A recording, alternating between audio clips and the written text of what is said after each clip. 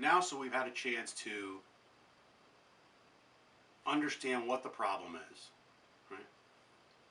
And now we understand what the response has been by the Federal Reserve and the central banks around the world. I want to ask and answer this question of, do they really know what they're doing? Right? A lot of people say, oh, the Fed doesn't know what they're doing, they have no idea. Joe Biden doesn't know what he's doing, nobody knows. Right? And so I want to go to a paper now, one of my favorite papers from Paul McCulley and Zoltan Posar. Name of the paper is How I Stopped Worrying and Love Fiscal Monetary Cooperation. Okay? I'm just going to read you some of the excerpts and you tell me if we're on the right page or not. Right? So let's talk about this. The nuclear policy option is also known as helicopter money, or the monetary financing of fiscal stimulus. Unlike other forms of QE, helicopter money is certain to boost nominal demand, add to economic growth, and reduce slack. However, because this option effectively means a central bank giving up its independence, it will only be invoked once all other options were proven to have failed. Okay, so this is one of my favorite papers because it's actually the playbook that all the central bankers around the world are following. So here's the abstract. You just tell me if it sounds like we're on the right track or not. During private deleveraging cycles, monetary policy will be largely ineffective if it is aimed at stimulating private credit demand.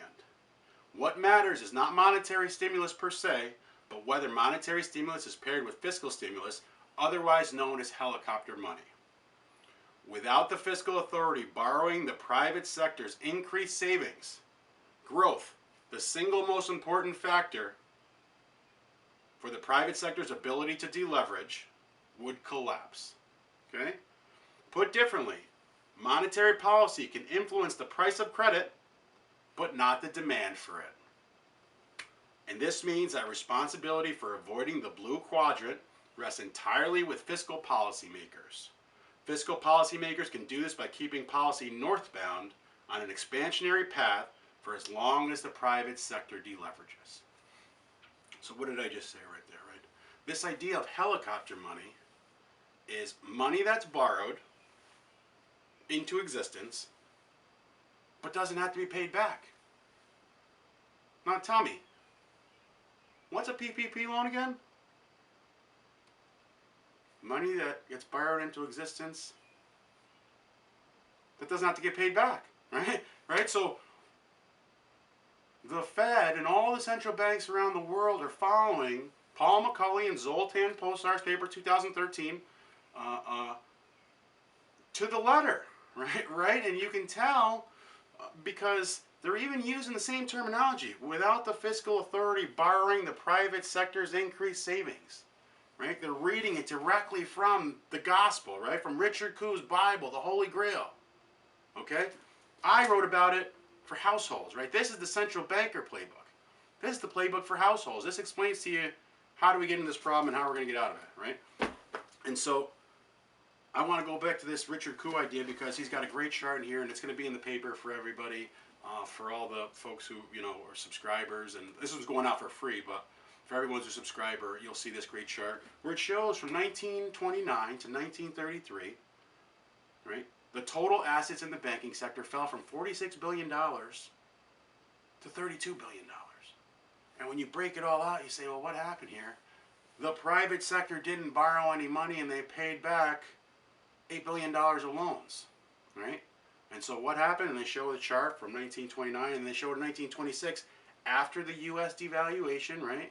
1934's devaluation, 1936, after the government finally said, geez, maybe if we borrowed and spent this money, we could prevent a deflationary spiral, right? And that's what they did in 1936.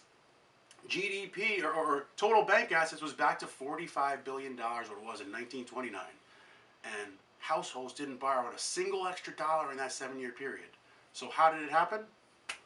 The U.S. government came in and borrowed $8 additional billion, right, from 8 to 16, to increase the assets in the banking sector to make sure the private sector had income to pay their debts and grow the economy, right? And so, again, this idea of helicopter money, you hear it all the time, but did you know that it's already happening right now, right here, right? Did you know that the Federal Reserve was following the rules on this paper since 2013, right? it's happening because we can see it happen, right? So this idea of helicopter money, it sounds crazy. It's real, right? It's happening right now, and it's because it's sure to increase aggregate demand, which it's done, right? You hand everybody a bunch of free casino chips, they're going to bet them, right? Right? And if we think about this casino example a little better, the problem is that some of the people in the casino happen to see their best friend drop dead while they were playing slots last year, right? And every time something like that happens, other people say to themselves, geez, you know what? I hope I don't end up on a ventilator later, so I should maybe save some of this extra cash that I've got, right? And so I think to myself about, the different types of people, and I like to use Mike Trout as an example, right? Last year, Mike Trout made less than half of the money he was supposed to make in salary. Do you think he spent the same amount or less? Probably less. If I made half as much money, I'd probably spend half. Right?